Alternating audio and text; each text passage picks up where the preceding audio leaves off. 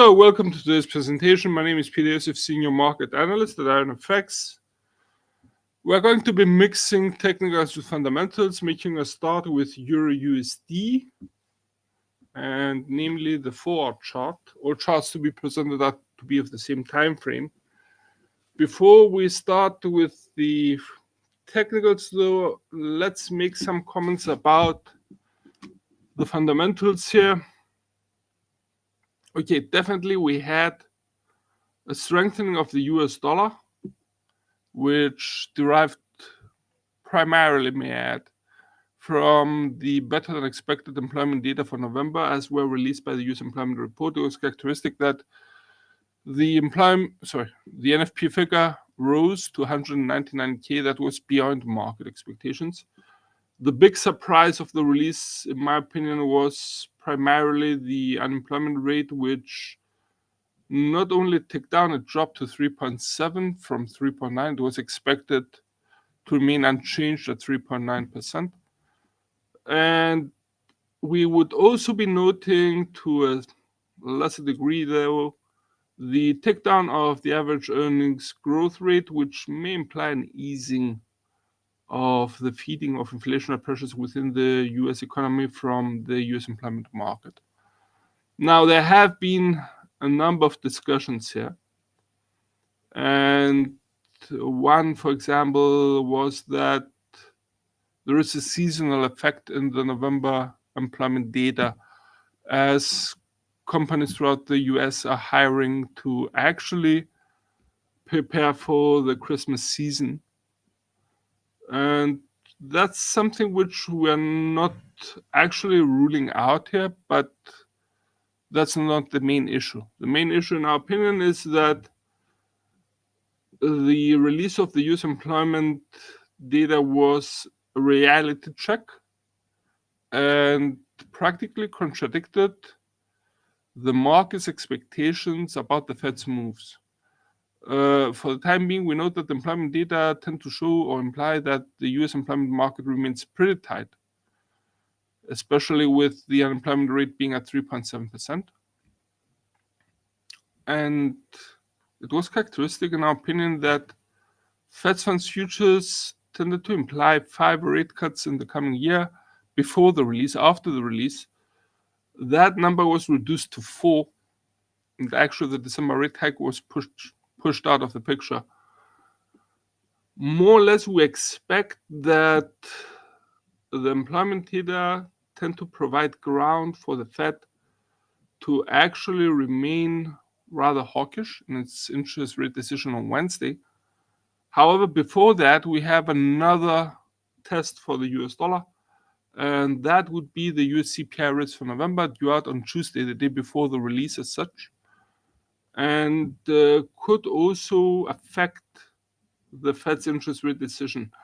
The employment data on a macroeconomic level, we have to note that allowed for the wider picture, because we have to understand that the Fed does not only look at the latest data. The Fed looks at an average, probably about the past 12 months, and exactly the rise of the NFP figure allowed the average to remain at rather high levels.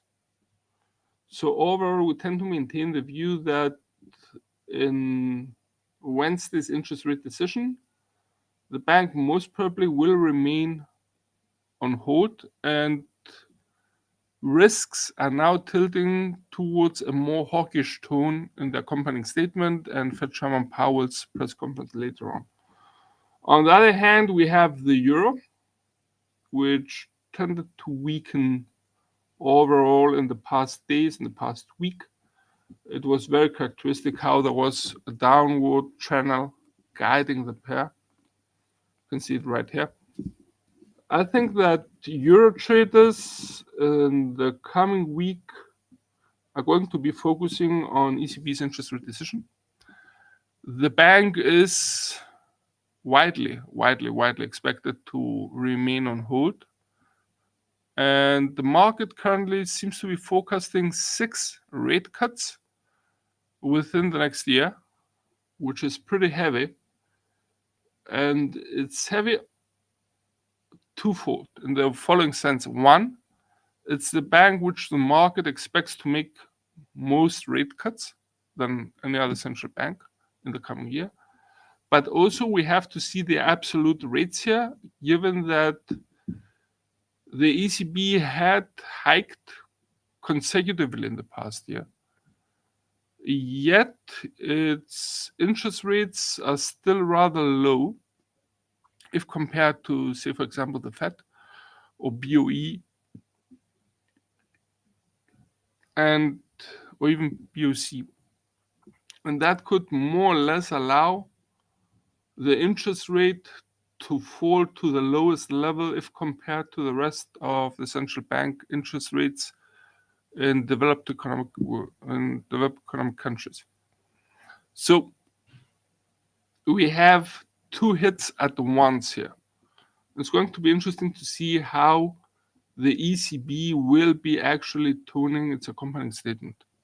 Mind you that the HICP rate has practically neared the bank's target. The bank's target is at 2%. And currently, the HICP rate in the preliminary base for November is at 2.4%, which is quite low.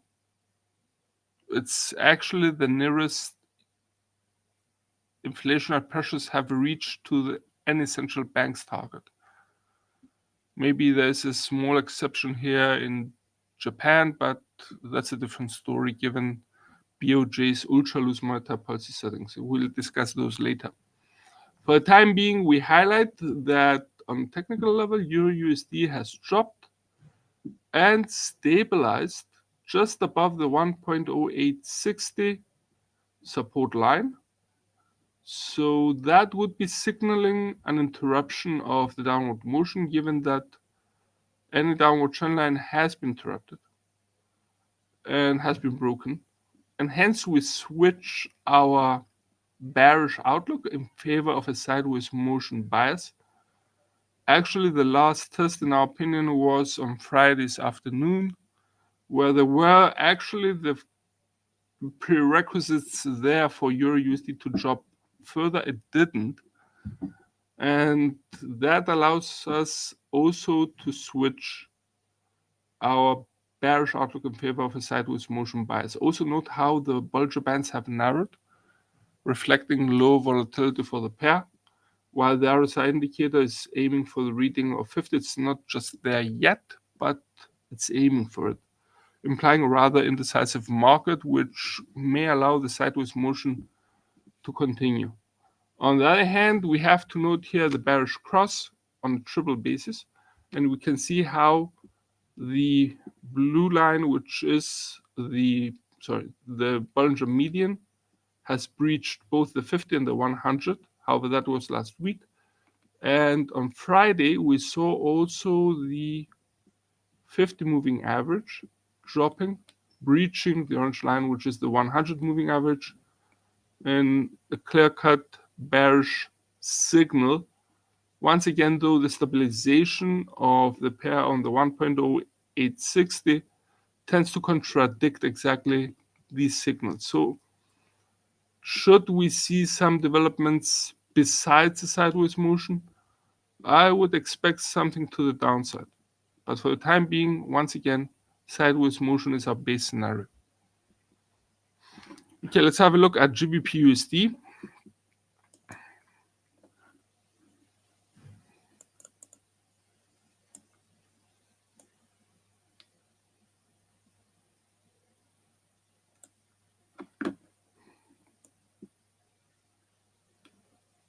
Now, on a fundamental level here, I would be noting that we discussed already USD sides. Let's have a look at the pound side. Now, the pound, okay, definitely focuses on BOE's interest rate decision on Thursday. However, before that, we have a number of interesting and high-impact financial releases from the UK. And I would be starting with UK's employment data, especially the ones for October, which are completed, will be completed by tomorrow, and will be released. Should we see a UK employment market remaining in a rather tight situation, that could provide some support for the pound, as that would allow BOE to remain rather hawkish. The second interesting release I would be noting here would be on Wednesday, and we're getting the GDP rate. And I would be also noting the manufacturing output rate. Those two tend to go together. For the time being, there is a slight contraction expected, and the interesting part is that the GDP rate for October on a month-to-month basis is expected to drop into the negatives. It's expected to drop from plus 0.2% month-to-month to minus 0.1% month-to-month, which definitely is not a good sign.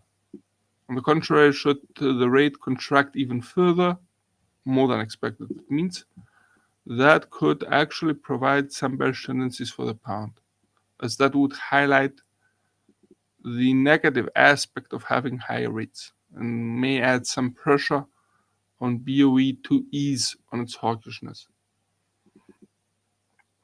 On a technical level, I would be noting that, okay, there are still some bearish tendencies for cable, but the pair seems to be slowly stabilizing between the 1.2815 and the 1.2645. It's characteristic that the downward trend line guiding the pair since around the 1st of December, let's check. Yep. The 4th of December seems to be coming to the test.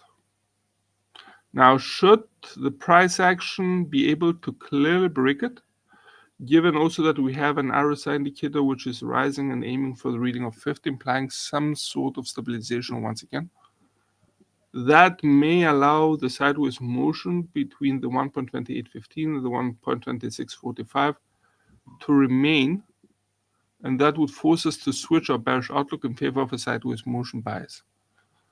On the other hand, should the bears regain their upper hand once again, we may see cable being pushed lower, breaking the 1.2645 and start aiming for the 1.2325. For a bullish outlook, despite that not being probable, it's still a possibility though, and it should be covered. In such a case, we would require a higher peak than this one. So the 1.2815 has to be breached, and that would mean that the price action A would be breaching the downward trend line, once again signaling an end to the downward movement. But for a bullish outlook, I would require cable to also breach the 1.2815 and start aiming for the 1.3140. Let's have a look at USD/JPY. It was an interesting move today. Here it is.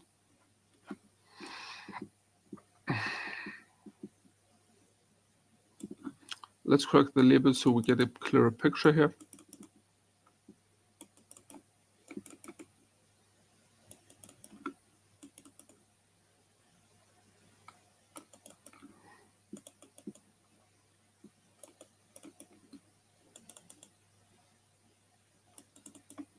That's it. So there was a clear-cut downward trend line. Sorry, let's replace that.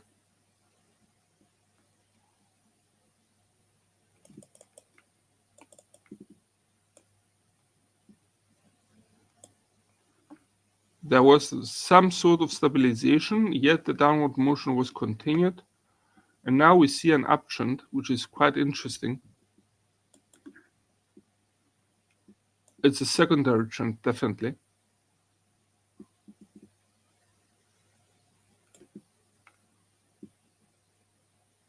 Note the jump during today's early European session. That was based on fundamental, as there was a report by Reuters that BOJ officials seem to be in no hurry. They're taking their time to actually start changing the ultra-loose monetary policy settings in place. And that tended to weigh on JPY somewhat. It would be interesting to see the minute chart Here you see it. Allow me to expand a little bit. This was the reaction of USD JPY, and it was a purely JPY weakening reaction here. Back to the forward chart. Now we tend to maintain a bullish outlook for the pair.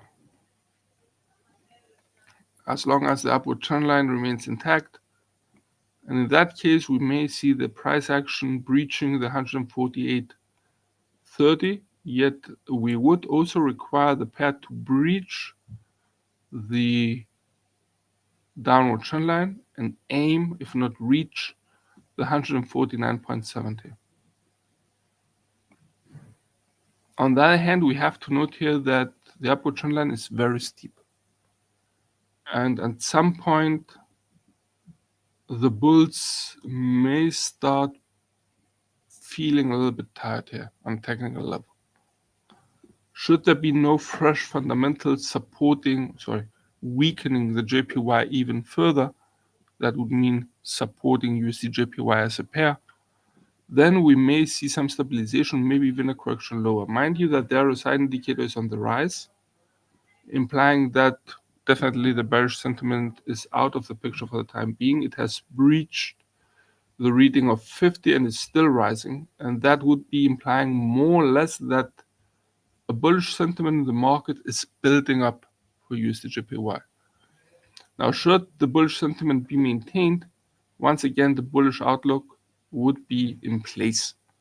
On the other hand, the pair seems to find some difficulty to actually breach the 148.30. It has taken a swing at it during today's early European session, yet corrected lower. Should the upward trend line, pre-mentioned upward trend line, be breached, then two scenarios practically emerge. The first scenario would be that the pair stabilizes and remains between the 148.30 and the 146.20. The second scenario would be that the pair merely corrects lower, shifts the upward trend line a little bit to the right, and then restarts its upward movement, which is quite plausible. On the other hand, for a bearish outlook, we tend to see such a scenario as being remote. For such a scenario, I would require the pair to breach the pre-mentioned upward trend line, once again signaling the end of the upward movement. But at this point, I would require for a bearish outlook also the pair to breach the S1 146.25, and we're talking about 200 pips here. It's pretty wide, and start aiming for the 144.40.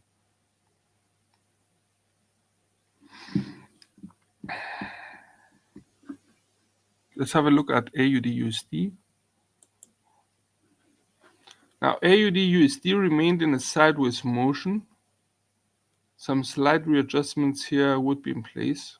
It could be widening a little bit the upper level, and that would mean reaching for the 0.6620.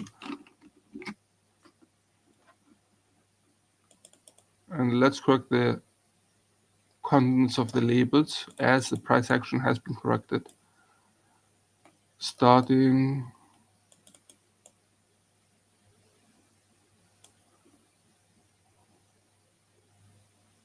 with the S3, which could go a little bit higher in my opinion and meet this true here. I know there is a wider level down there, but that would be for me an S4.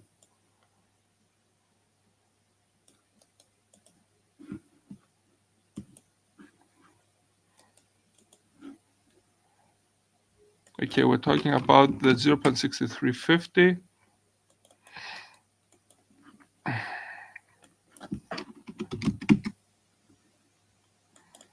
The S2 being set at 0.6435. The S1 at 0.6535. And it's interesting how that level provides support here. The R1 being set now at 0.6620. The R2 at 0.6725. and the R3 at 0.6820.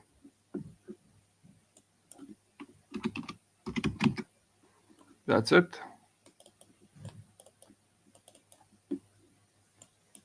Once again, we tend to maintain a bias for the sideways motion to be maintained between the R1 and the S1. That's the base scenario to go. And at this point, though, I would like to note here that the RSI indicator is running just below the reading of 30. It's at 42.9, which may imply some slight bearish tendencies here. Now, should the bears take over, and for a bearish outlook, we would require a breach of the lower boundary of the current sideways motion. So that would mean that the pair has to drop below the S1 0.6535 and start to actually aim for 0.6435. On the other hand, should the bulls take over, then we would require a breaching a higher peak than this one. So the pair has to rise, break the R1 0.6620, and start aiming for 0.6725. Once again, base scenario for the Aussie is to be most probably a sideways motion. Mind you that in the fundamentals, I would be noting tomorrow from Australia that we're getting December's consumer sentiment. Actually, no, tomorrow we have the Tankan indexes from Japan. So fundamentals most probably are going to be leading AUD/USD.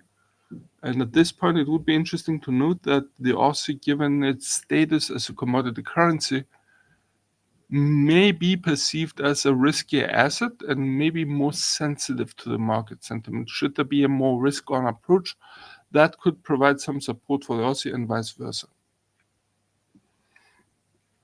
Let's have a look at USD CAD.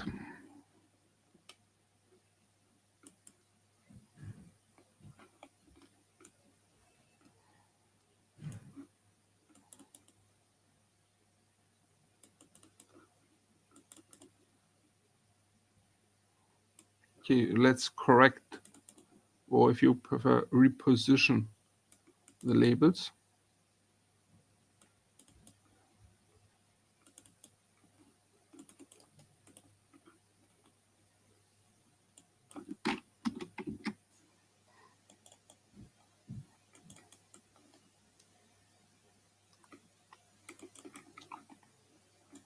Now, we were discussing for the possibility of a sideways motion given that the pair seems to be hitting a ceiling or have hit a ceiling at the 1.3620 resistance line.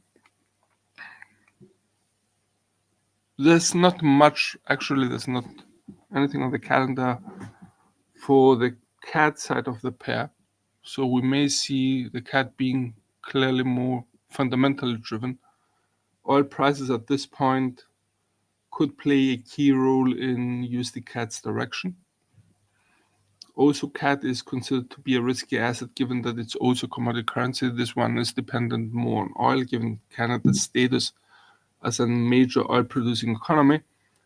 Nevertheless, should the sideways motion be maintained, we set as an upper limit the R1 1.3620 and as a lower limit the S1 1.3535, a level which was tested here, while the R1 was tested here.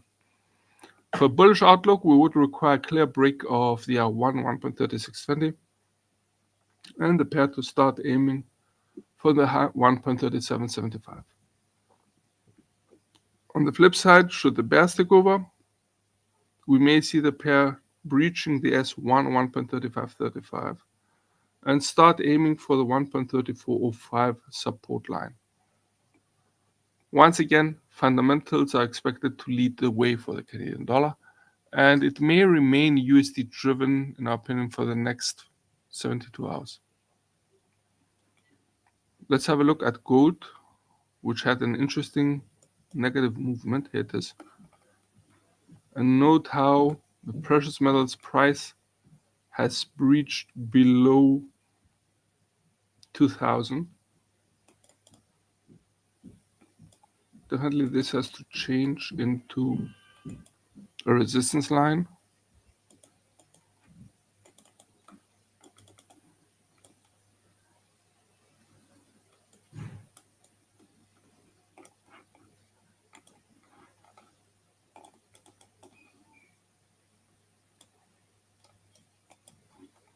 marking as a new ultra low the 1930 support level.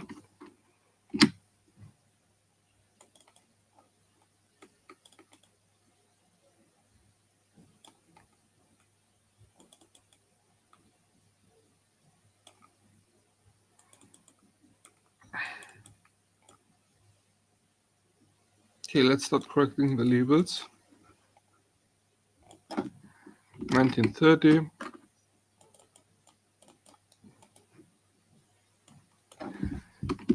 1957, 1988,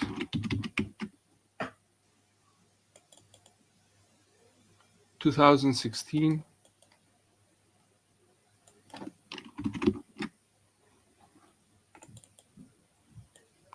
2048,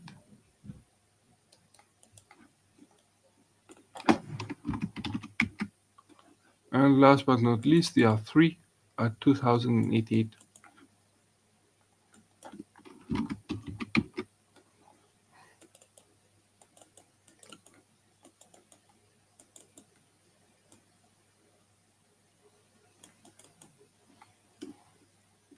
I think that the bearish tendencies here are clear.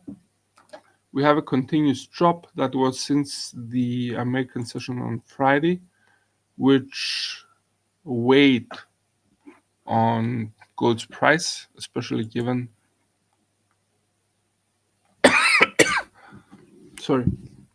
the strengthening of the US dollar given the US employment data for November. Also, though, we had a rise of US yields, which may have enhanced gold's drop. And at this point, we tend to maintain a bearish outlook and expect the precious metals price to breach the S1 1988, start aiming for the 1957. The RSI indicator is pointing downwards. It's already at rather low levels. Let's have a look. It's at 31. It's nearing oversold levels. So a correction higher could be in the cards. But the same signals we're getting also from the price action flirting along the lower Bollinger Band,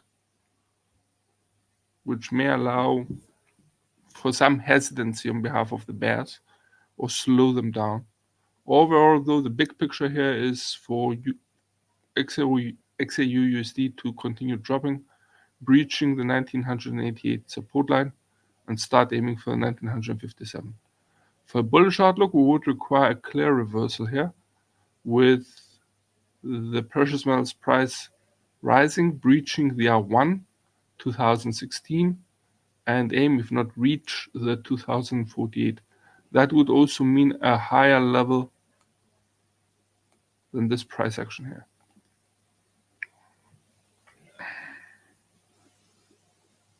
Let's have a look also at oil prices.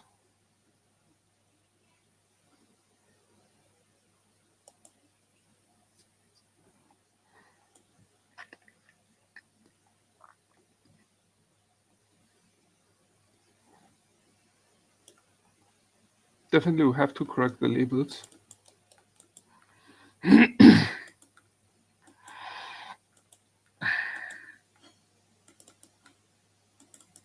In search of a new ultimate resistance line once, twice, seems good, at 79.70.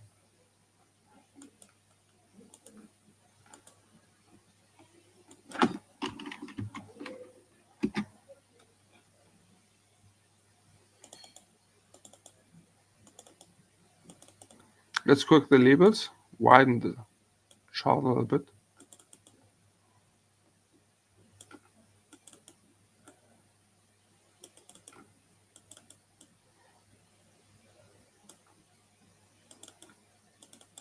Starting with the S3s at 64.20, the S2 at 67.20. Correct.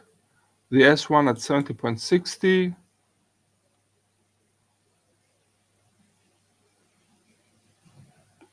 The R1 at 75, the R2 at 77.25, and the R3 corrected at 79.70.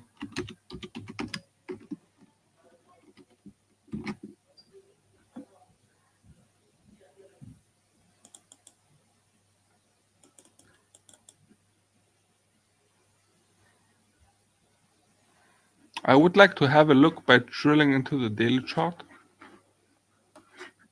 Now, there is an interesting part here. Oh my god. Oh yeah. That's definitely a very strong downward movement. And I think that if we clear all the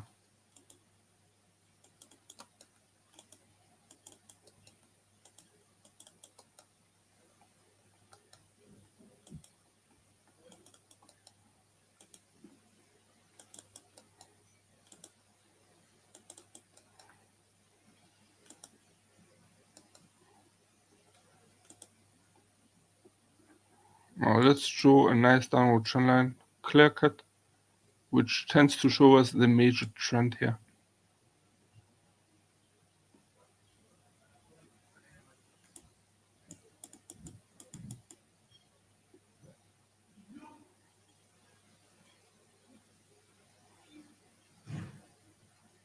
And there is intensification.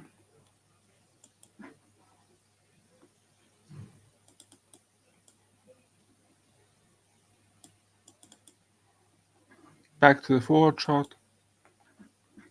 Some corrections needed. A little bit of refining.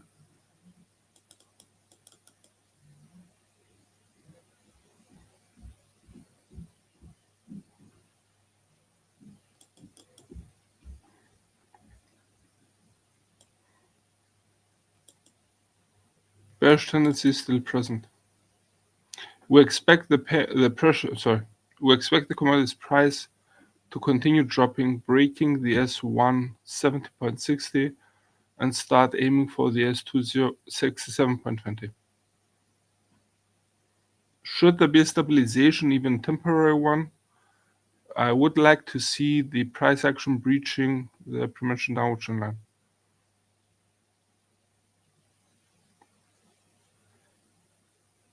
Okay, on a micro level, there was a downward trend line also like this, which was broken. But I think the bearish tendencies are more clear. We'll have to wait and see. Should the commodities price stabilize, once again, I would expect it to remain above the 70.60 support line. For a bullish outlook, we would require a clear break of the R175 and the commodities price to actually reach the R2 77.25, nothing less.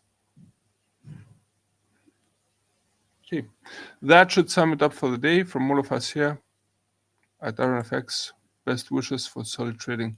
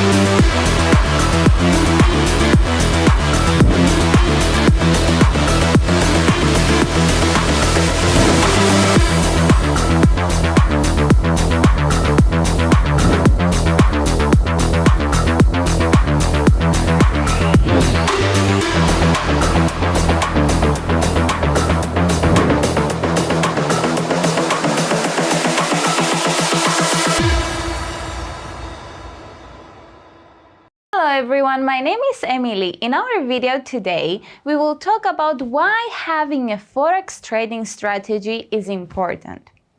Trading on the global forex market presents the opportunity for a quick profit turnaround for traders and offers significant potential. However, as the most liquid market in the world, it is both complex and highly competitive. This means that in order to be successful, you need to have a solid trading strategy in place. Forex can be traded in numerous ways, so it is very important that you go with an approach that suits your experience level, budget, and trading goals. Having a proper understanding of the market you're entering into and the strategy that is needed can be the difference between trading success and failure. Choosing a forex trading strategy is similar to buying a new car. There are a lot of choices and they come in different types. It is also important that you test drive a new strategy via demo account before proceeding with it on the real world markets. Thank you so much for watching us today, guys. Bye-bye.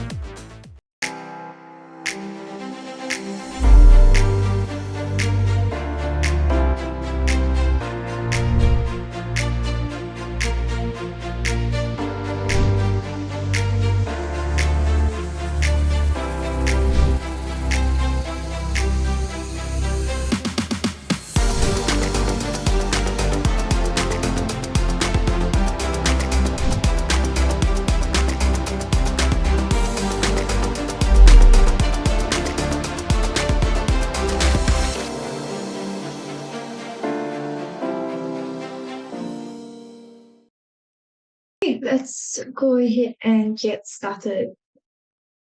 Okay, so I'm Melanie and I will be your speaker for today's webinar. So for today's session, we're talking about the second part of our Build Your Trading Strategy series. So today we're going to be focusing on day trading. Okay. Yeah, if you guys have any questions throughout the webinar, feel free to let me know in the chat. Yeah, I think that's about it. So before we get started, as per usual, a risk warning. So our products are traded on margin and carry a high level of risk, and it's possible to lose all your capital. These products may not be suitable for everyone, and you should ensure that you understand the risks involved. So disclaimer, the information in this webinar should not be considered investment advice or an investment recommendation, but instead educational material only. This material is just the personal opinion of the author, and the client's investment objectives and risk tolerance have not been considered. IronFX is not responsible for any loss arising from any information contained herein, and redistribution of the material is strictly prohibited. So as per usual, I'm Melanie and I'm your speaker for today. I'm an investment analyst from Everest Fortune Group, who are finalists for Best FX and Equity Research in the years 2019 to 2021. Okay, so here's our agenda for today. So I'm just going to show you guys what are the key news events to look out for, or how you can implement them into your strategy. So this is based off of last week's news events, but I will show you guys this week's news events as well. I'm just going to use last week's as an example. Then we'll reference higher time frames, see which time frame you should use for day trading, identify momentum, taking the trade, and we'll go through a couple of basic day trading techniques. Okay, so let me know in the chat how many of you guys like to use or like to day trade. And yeah, let's just go ahead and get started.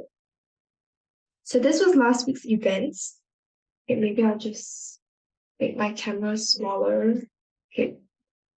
So this was last week's events. You can see we like to use forexfactory.com. So let me just pull out this week's events. So this just shows you the medium to high impact news events. This is just how we like to use an economic calendar by comparing the actual and forecasted data to determine the outlook of the news release.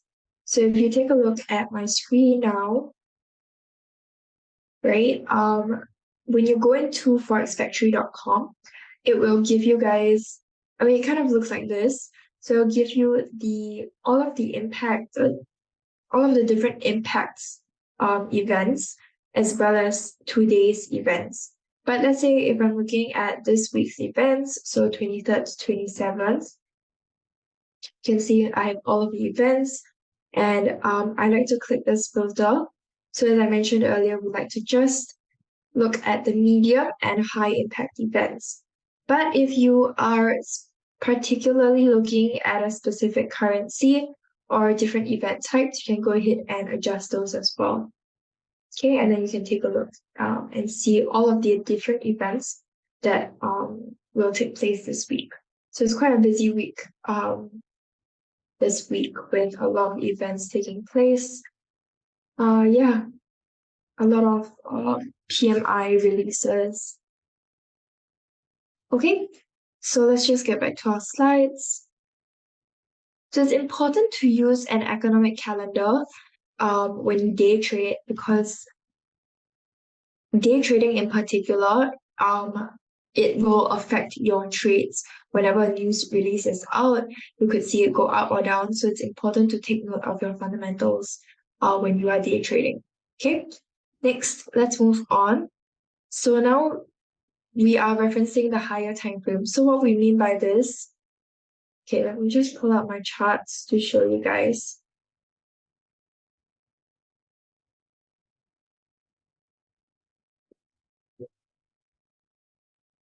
Okay, so let's say if I'm looking at the Aussie dollar, okay, and I'm looking at it on the 4-hour time frame. Okay, so let's say if I want to analyze this on the 4-hour time frame, I will go in with all of my trend lines, all of my the Fibonacci, so on and so forth. But I will also want to reference the higher time frames, such as the 1 day as well as the 1 week. Okay, so there's actually the reason for this is so that you can see what the general trend is, okay, even on the higher time frames, because sometimes it does differ from between the time frames. So it's important to take a note of the different time frames, especially the higher time frames. And there is a strategy, I don't know, can't remember right now who it's by, but it's like a factor of 4 or 6 or multiple of 4 or 6. In this case, since we are referencing higher time frames, the rule is that you will go up either by a multiple of 4 or by a multiple of 6. So 4 times 6 would be 24 hours. So then we will look at the daily time frame. And then the daily time frame times 6 is 6 days, but we don't have 6 days on TradingView. Closest will be 1 week. So that's why we look at the 1 week time frame. Okay, that's basically how it works.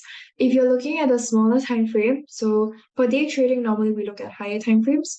But if you want to look at the lower time frames as well, it's the same concept. Instead of a multiple, you look at a factor of 4 or 6. Okay, I can't really remember who started this strategy, but it's quite a popular one to go by. Okay, so that's what we mean. So which time frame should you use for day trading? So before we get into that, okay, day trading, normally we use either the 1 hour, 4 hour daily time frames, depending on your preference, and also depending on which time frame gives you a clearer market structure. So this is an example of a clear market structure. Okay. This is excuse me, this is an example of an unclear market structure. Okay, you can see the markets are really choppy, and you can't really see the shape of the chart very clearly. Okay, So obviously, if you are looking at, okay, which time frame is the most important? If we're looking at the same chart, okay, this is on the M15, and you can see that it's really unclear. Okay, and this is on the 1 hour view, which is clear. Okay, so what I'm trying to highlight here is that it really depends on which time frame gives you the clearest shape or chart. Okay, and this is really important for so when you look for swing highs, swing lows, this is really important for your support and resistance levels, which obviously is important for your entry, your stop loss, and take profit levels, but it's also important for your analysis. So your Fibonacci trend lines would have to follow the shape of your chart. So the clearer it is, the more effective your Fibonacci will be. There's also graphical tools. So like you saw over here, I have a really nice descending trend line with a very clear market structure. Okay, and this is also part of graphical analysis. So it shows you the trend really clearly as well. So at the very basics, the clearer the swing low or swing high, and the clearer the trend between these 2 points, the more accurate your analysis will be. So apart from having your own preference on which time frames you like to use as a day trader, it's also important to take note of which time frame gives you the clearest market structure. Okay, so far, are there any questions? Okay, if all good, let's move on. Okay, so here's just a brief intro into multiple time frame analysis, since we are briefly talking a bit about time frames. So the multi-time frame analysis. Okay, thanks, Ben. So the multi-time frame analysis is a trading strategy that involves analyzing the market from multiple time frames, like I mentioned earlier. So this, as a beginner trader or even as an expert trader, it basically helps you to get a better understanding of the market and make more informed trading decisions. So the first step in this strategy is to select the timeframes to analyze.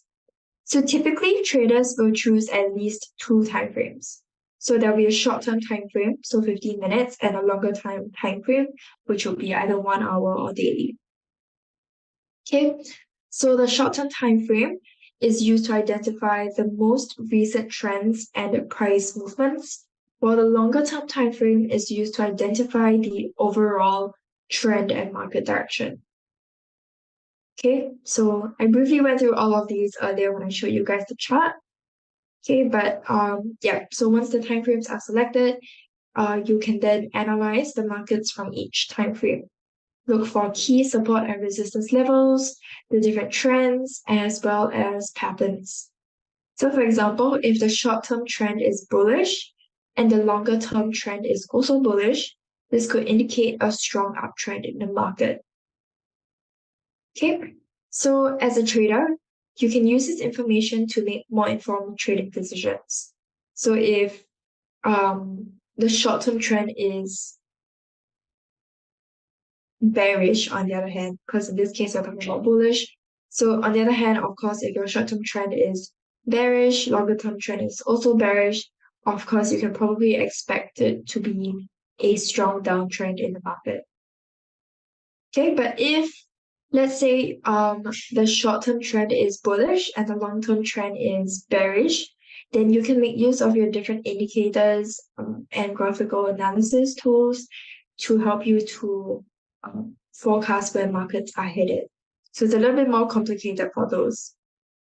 Okay, so overall, multiple time or multi-time frame analysis can help you as a trader gain a better understanding of the market and make more informed decisions by looking at the bigger picture and analyzing trends and patterns from the different time frames.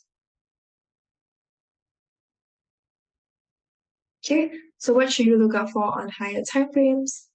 Firstly, we have the key graphical levels. So these, we're talking about support, resistance levels.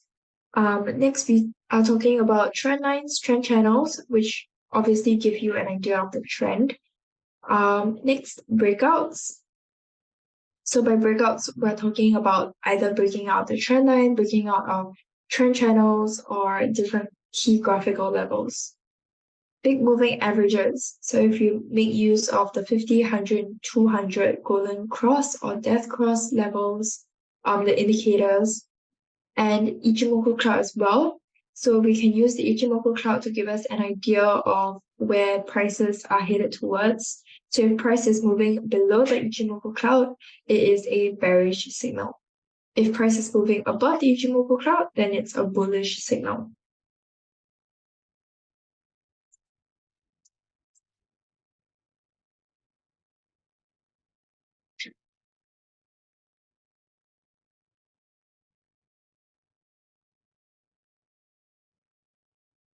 Okay.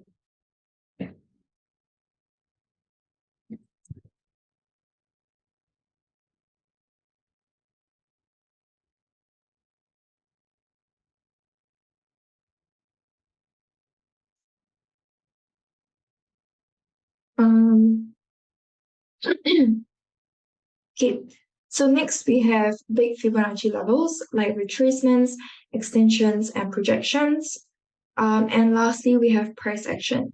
So what we mean by price action is basically looking at past, present, future momentums from the previous bar to dictate your strategy. Okay, so let's take a look at how we can identify momentum.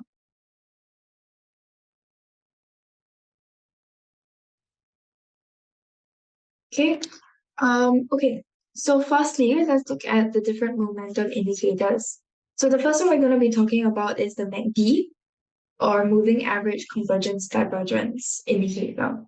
So I personally really like to use this indicator because at one glance, it tells you exactly what the signals are.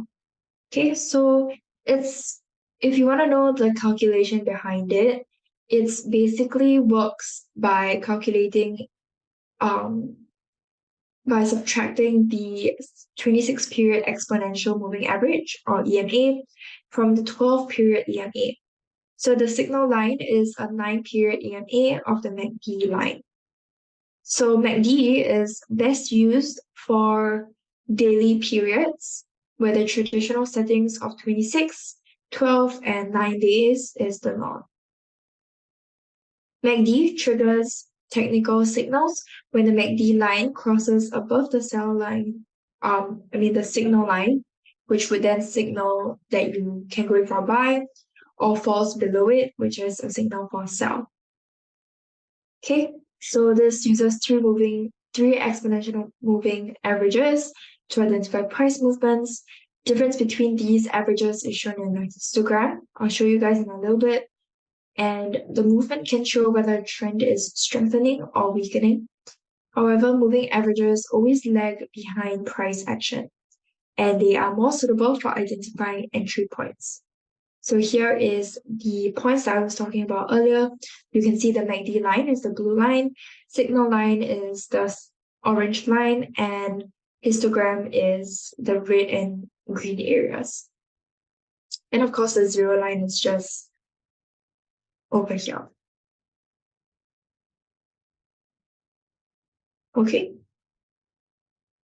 So the selling signal occurs when the MACD crosses over the signal line, or if you can see over here, it's also when our histogram is red.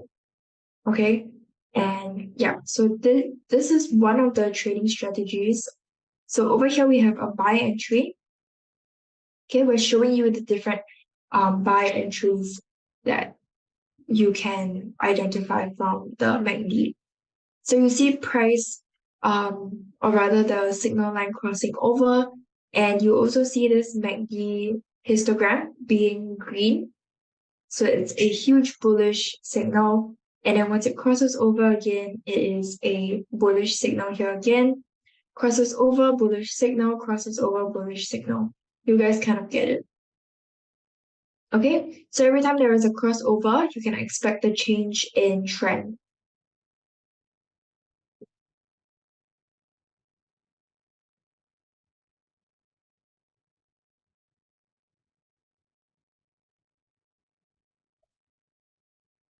Okay, so if we look at the sell entry, same concept. Okay, it's just that when the signal line crosses over, then you see this red area. Similarly over here and here as well. Yeah, you guys kind of get it.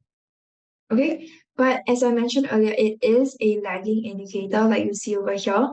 So over here it says it's pretty green, and it doesn't cross over until after this drop.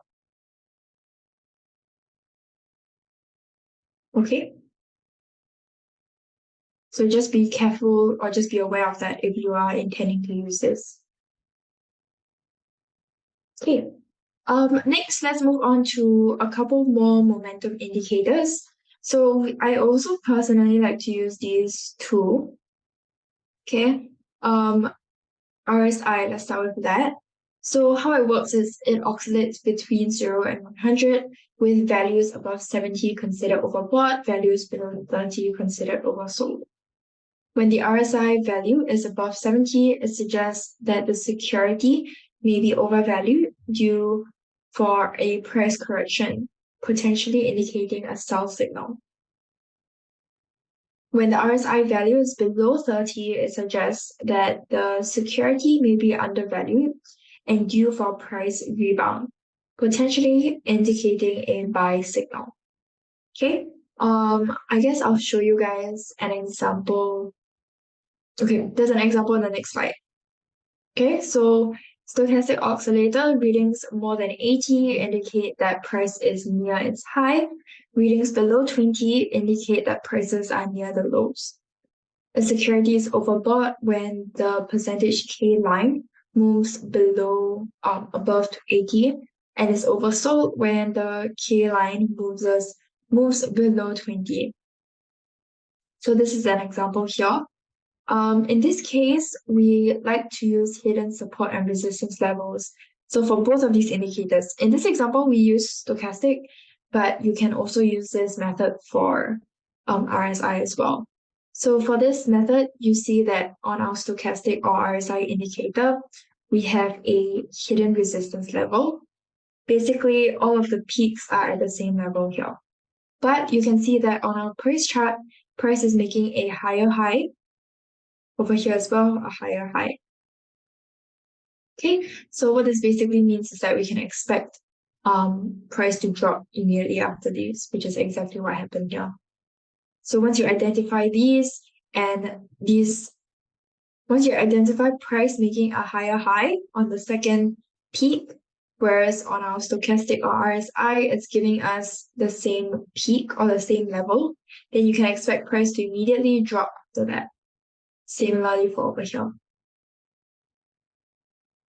And in this example, we're also using stochastic, but here we are using a hidden support level. So you can see we have this really nice support level on our stochastic.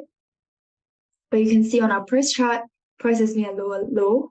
And over here, we have an ascending trend line. Whereas, of course, over here, we don't. So this suggests that we can expect price to continue to drop or continue to rise from the buy entry, or rather from our ascending trend line to the take profit. Okay, and you can see that's exactly what happened here. Okay.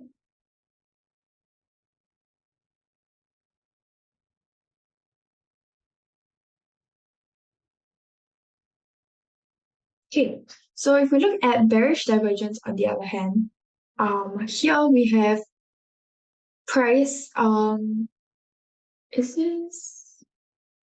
Okay, so you see a descending, it's quite subtle, but you can see price is making lower highs on our RSI, whereas on our price chart, it's making it's still a resistance level.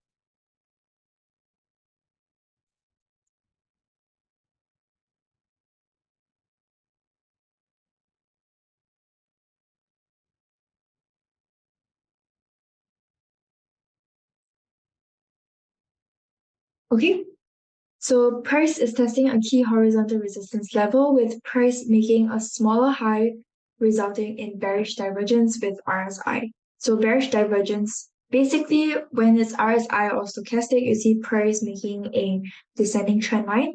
Whereas on our price chart, it's kind of staying at the same level. That's basically what bearish divergence means. Okay, so our descending resistance line on RSI caught the past two reversals correctly over here. So you see there's two drops here. So we can expect that the third one, we would be seeing another reversal over here.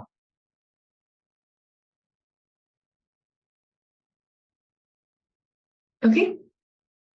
Next, yeah, so this is just the example from here. You can see that price reverses strongly because of the horizontal resistance here, as well as the RSI resistance and bearish divergence.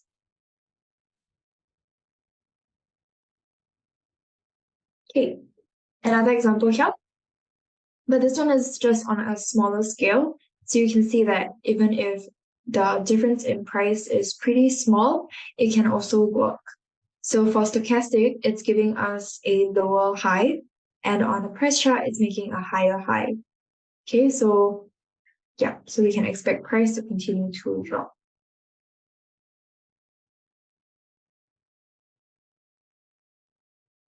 Okay, so you see the repeated pattern here, bearish divergence here and here. You see price drop here immediately after that. Okay, so it rises, and we see this price making a higher high once again, but on our stochastic, it's making a lower high. So we can expect price to continue to drop, or rather not continue to drop, but you can expect price to reverse from this point. Okay, and that's exactly what I did here.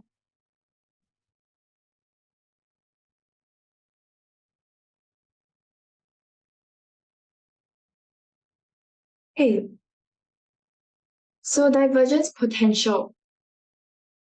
So over here, we see price making a higher high, and on our RSI, price is making a lower high. So same thing, this is another example of a bearish divergence. First point, we want to always take note of where the bearish divergence started, as this is the level where it would tend to reverse to. Bearish divergence means price is making higher highs, RSI is making lower highs. Okay, so we can expect price to drop down here. And because this is a so if you were here for the support and resistance webinars, you would know that this is called a overlap support. Basically, it's just when price respects the bulls and bears of this level here. So we basically have swing highs and swing lows that are touching the same level. That's just what an overlap level is. So then you can expect price to come back down and reverse off of it again, or react off of it. So you see here, it's a overlap support because we have swing highs and swing lows. You can see price did reverse off of it.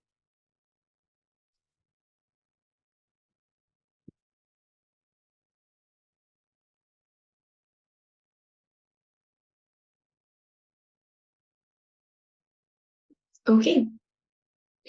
Forecasting breakouts. So we have this ascending trend line on our price chart, but we also have this ascending trend line on our RSI. But at this point, at this first column, RSI broke out of the ascending support line before price did. So this forecast that price might actually break out of it after this level here, which is exactly what happened here. Price broke, This is basically a predictor that like price is likely to break out of this ascending trend line.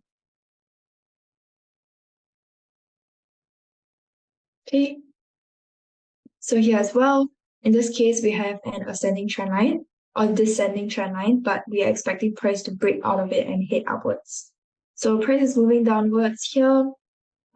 This is actually not a valid trend line because you guys will know that a valid trend line requires 3 significant touches, whereas here we only have 2. But on our RSI, we do have 3, and that's why we're pointing it out.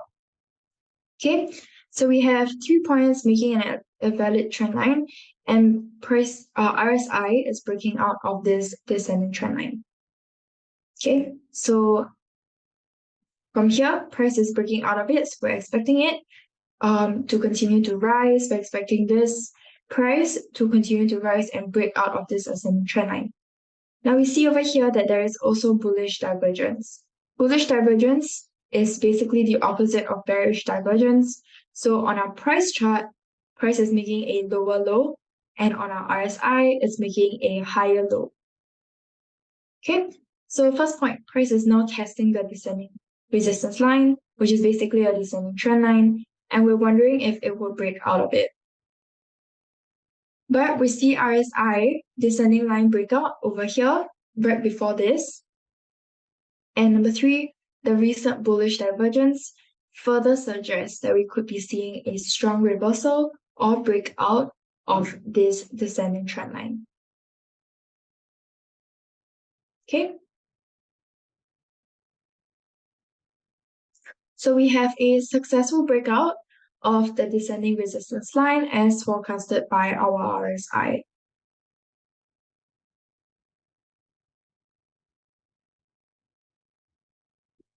Okay, any questions?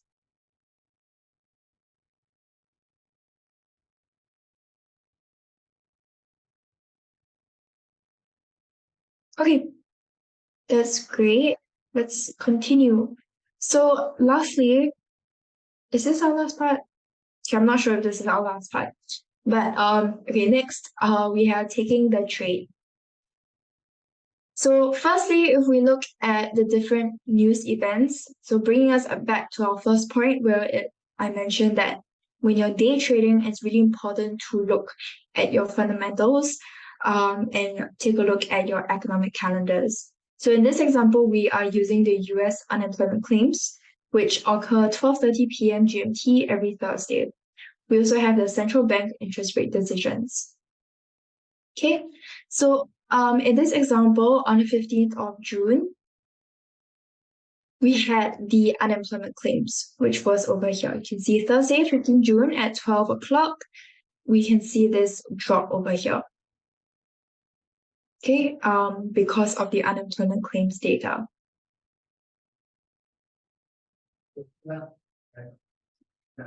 Okay, and this is on our DXY. So we see this drop. If we recap, go back to what we talked about for the MACD, you can see price cross over here, right? The signal line and the MACD line, price crossed over. And then we also see this red histogram, the red area. So very bullish signals, and you see price drop at that timing. But if we look at gold, you see here XAU USD, this is gold. And you can see that on the other hand, on the same day, at the same time, gold actually shot up. Okay, you can see if we're looking at our MACD, price signal line cross over the MACD line. Okay, and also it's giving us a green histogram area. So very bullish signals, and you see price shoot up at the same time. Okay, so this is just because gold tends to be negatively correlated to the DXY. Tends to be, not always, but yeah. So that's why it's important to keep up with your fundamentals and take a look at these as well. So if maybe I'll just sidetrack a little bit and show you guys this correlation table from my FX book.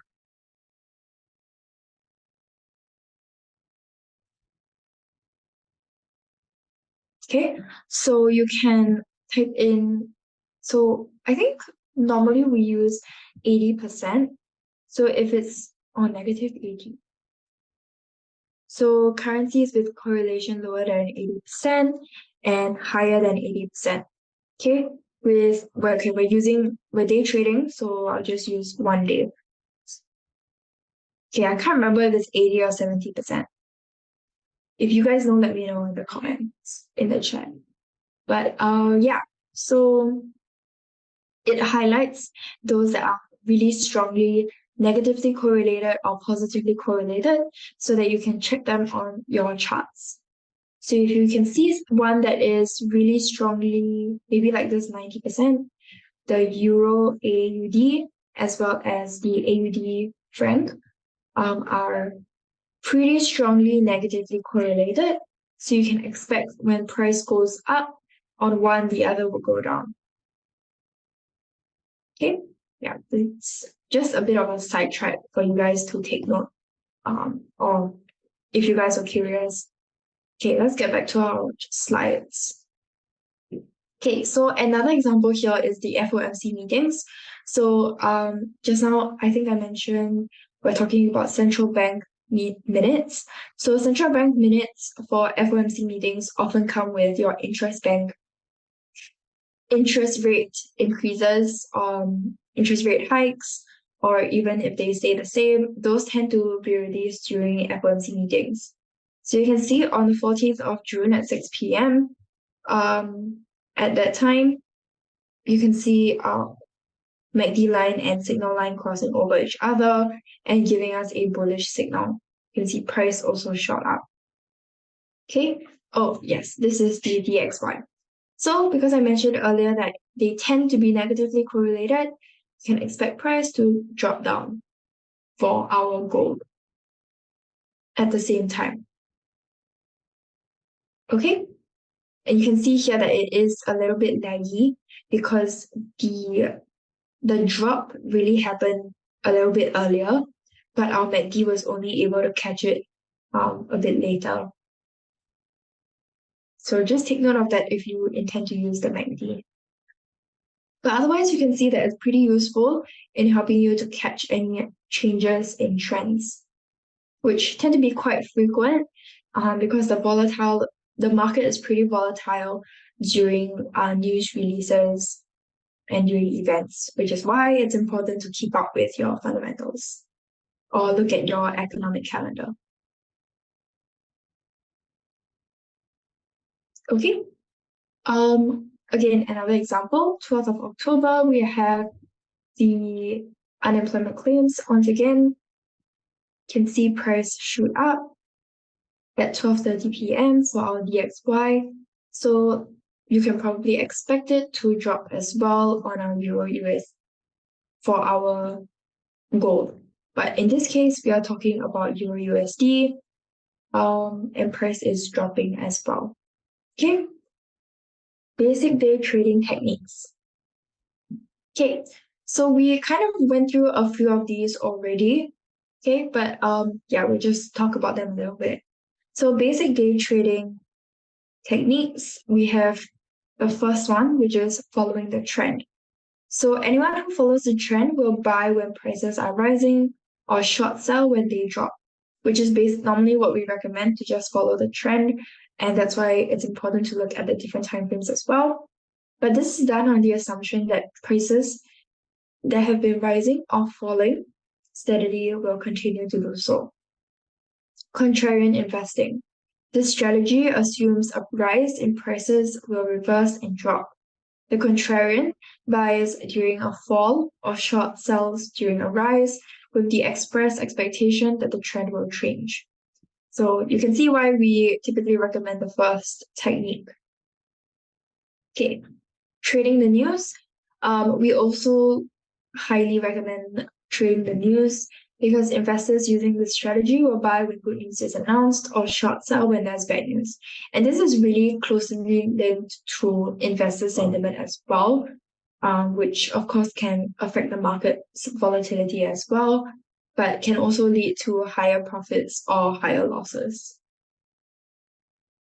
Okay, that's all for our slides, but we still have a little bit of time. So let me know in the chat if there are any charts that you guys would like me to go through.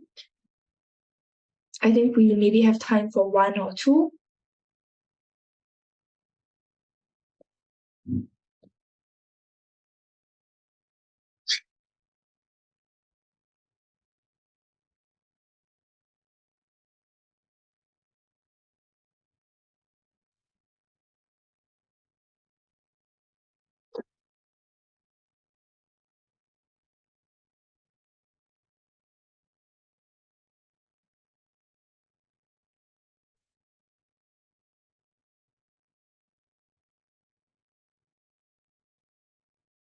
Maybe we will just take a look at gold first. Okay, and then if you guys have any requests,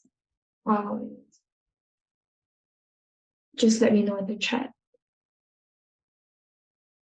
Okay, so if I'm day trading on the 4-hour time frame, right, I would look at the 1 hour time frame maybe. I mentioned earlier the higher time frames I would look at would be the 4-hour and daily time frames, okay? Because factor of 4, factor of 6, or multiple, sorry. Okay, so let's take a look at our daily time frame.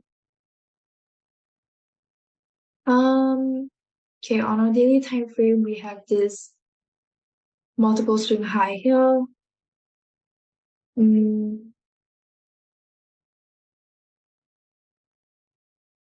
Okay, we also have this ascending trend line. And you can see prices are pretty bullish over here on our daily time frame. Now on our 4-hour time frame, you can also see prices are really bullish. Okay. But there is a resistance level here. Okay. That price is currently testing. Now our 1-hour time frame. So this is where I'm gonna go in and do our analysis.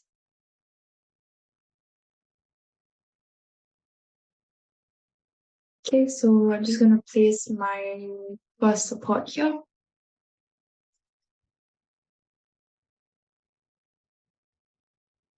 Second support here. Oh, first resistance.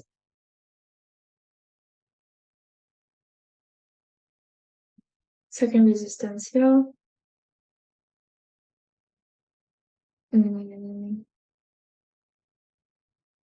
Okay, second support here. So these are just purely graphical. And then now I'll go in with some Fibonacci levels to support my graphical levels. Okay, and I can see my 23.6 lines up with my second support.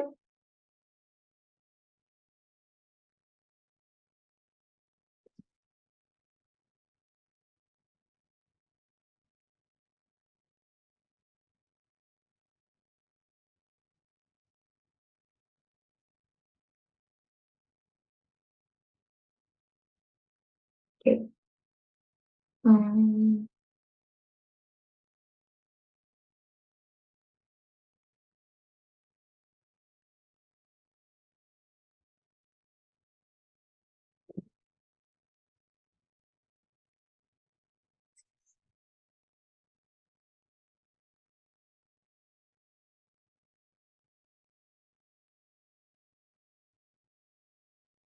Okay, I'm looking for a retracement. So for retracement, we use these 5 levels. Okay, and I can see my 50% lines up with my first resistance.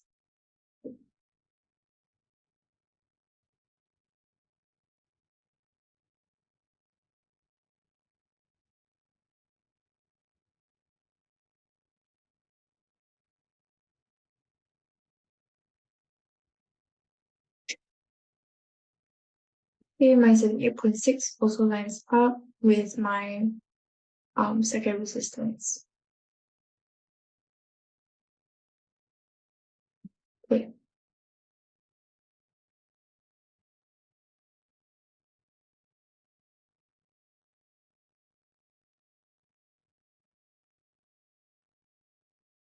Okay, my second resistance is a pretty significant level.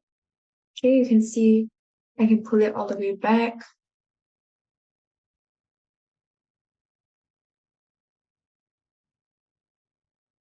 Okay, I'm just gonna highlight this area here.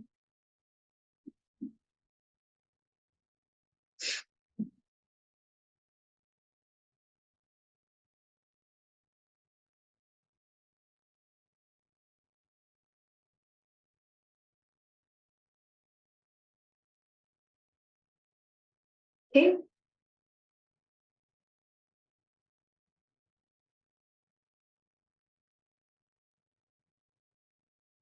Okay, now I'm gonna go in with some indicators. So I like to use Ichimoku and MACD because at first glance it tells you exactly what the signals are. So MACD you can, or rather Ichimoku, you can see price moving below the cloud. Okay, let me see if I can zoom it in. Yeah. So you can see price moving below the cloud, and on our MACD, can kind of see price moving below, or rather price crossing over already as well. Okay, so overall bearish for both of these signals. So I can go in for a sell from my first resistance to my first support. But I'm gonna go in just to double check. I'm gonna go in with another indicator as well. Okay. So it's really important to have a bunch of indicators that you're really comfortable using because there are so many indicators out there. So a bunch will tell you that it's bearish, and then the other half will tell you that it's bullish. So as long as you know how to use a few indicators, and then you just test them whenever you are done with your analysis, your graphical and your Fibonacci analysis, that would be enough. Okay, so I can see my RSI, I have a descending trend line as well. So very bearish over here. So I'm going in for sell from my first resistance to my first support. Okay. Okay, we have a request for US oil.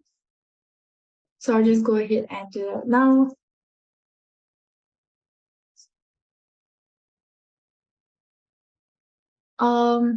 Okay.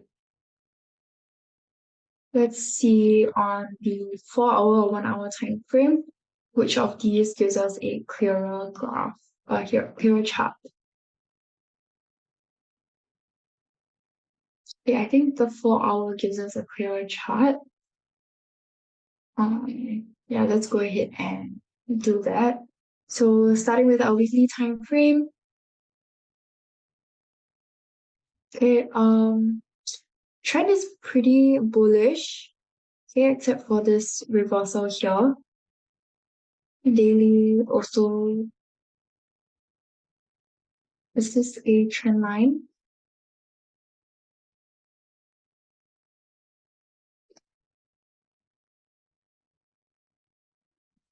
Okay, no trend line, but also pretty bullish.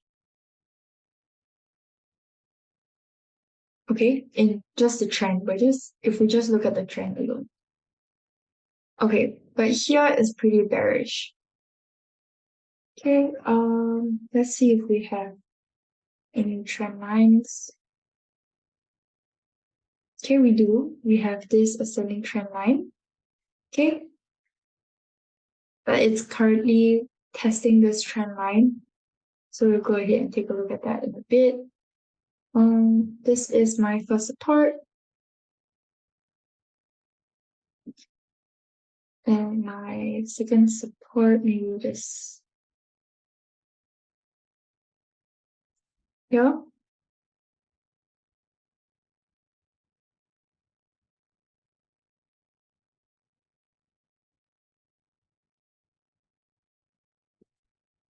Here.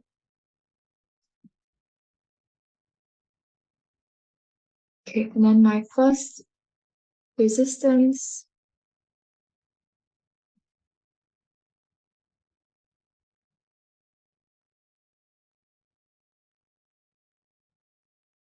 and my second resistance just here.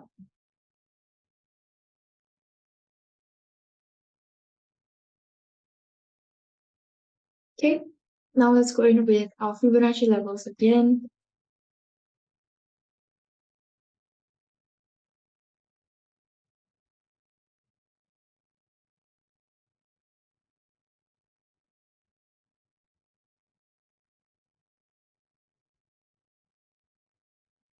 Okay, I have this 61.8 that lines up with my second resistance.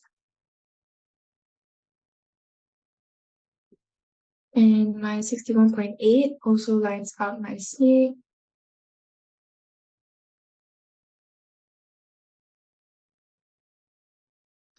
Then I'm looking for another retracement, and I can see my 60. Okay, my 50% lines up with my first resistance. And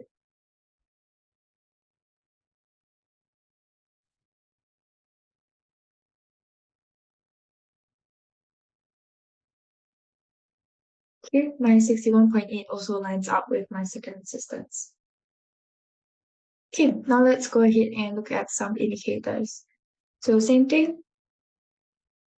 Price is moving below the Ichimoku cloud, so it's giving us a bearish signal. MACD is also giving us a bearish signal. Let's see RSI.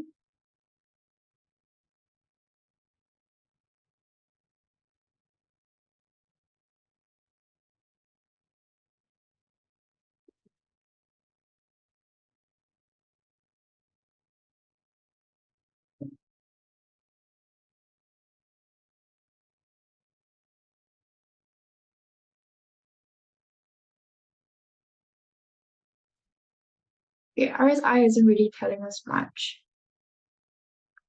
Let's look at stochastic.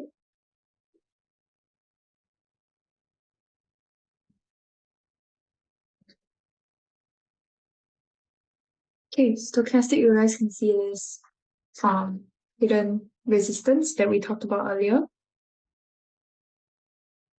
Okay, and we see that price has made a lower low here.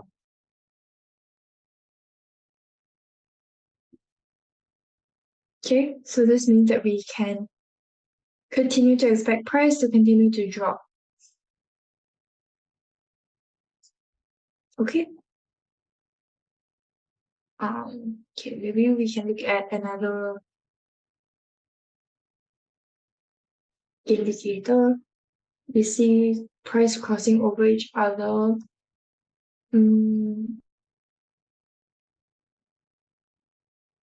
Okay, price is moving below the EMA and SMA, so it's a bearish signal.